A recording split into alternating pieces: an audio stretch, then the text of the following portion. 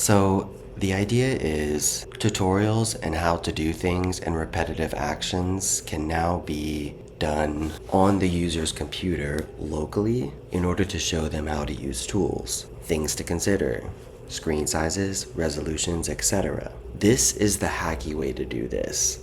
I consider myself a design technologist. Google currently has something where you can screen record or be like in a call and it'll watch your every move. I find that invasive because they're obviously recording it. This could be a way for people to learn things interactively. It could be paired with tutorial videos.